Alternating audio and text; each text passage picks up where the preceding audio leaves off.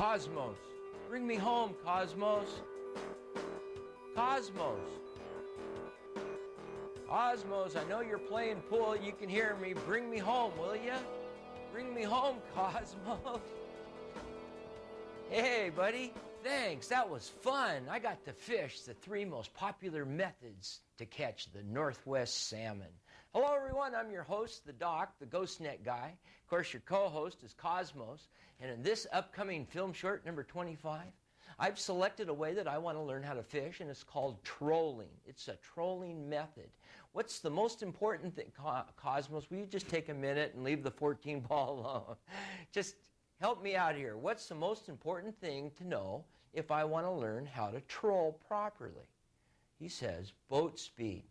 All right, folks, here we go. Film short 25, trolling speed. Cosmos, nice. Keep the boat straight. Excellent. Everyone, in this today, we're going to look at our slots. You see, the slots hold the most oxygen. To define the fish, you need to know where the fish are. And many times while you're out on the boat looking over the water, you really don't understand current flow. You see, when fish are swimming through the water, they like to face the current. Current flow brings oxygen to their bodies. So out here in Puget Sound, let's think of it like a river. Many times in these areas, you'll see the current bubbling on the water's surface. And as it moves on the surface, you'll notice that the boat tends to swing with it from side to side. Many times with a narrow trolling pattern, you'll get your lines tangled with your downriggers. Myself, I've incorporated and patented the rod extender. This will help me with my trolling speed because of the wide trolling pattern that I have. Now this morning it's 5:30 a.m. We're just now watching the sun start to come up over the Cascades. We're in an area called Jefferson Head. We like to fish on an east 90 heading. We like to have the boat speed about 2.5 knots. Now this is critical. In here are separated about 15 feet apart. We're running about 90 feet down. And when you troll this type of gear, you want to troll the ledges. Pull the boat out of gear into neutral. Let the flashers drop slowly, as you see on the screen here. The flasher then starts to slowly drop. As it drops down these ledges, you'll pick up some really nice fish.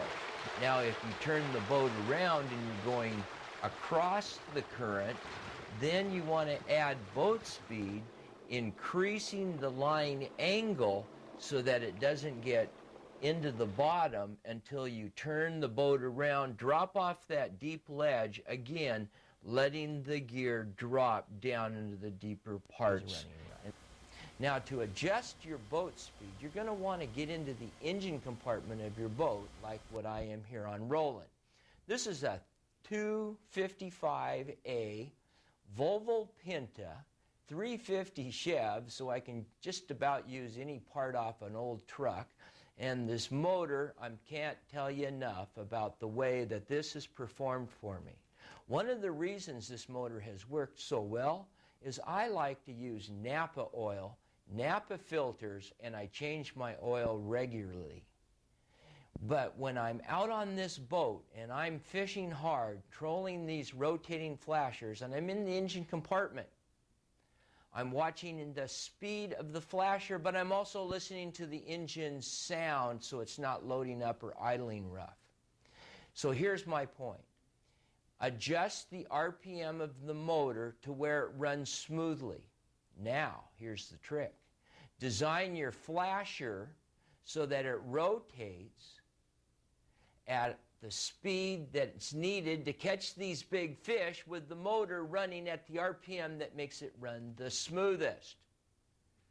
So many times you'll be out in the area trying to catch a big fish, and what'll happen is you'll get them up to the boat Everybody will applaud, you'll feel great, and when you lift it into the air, you know you're succeeding.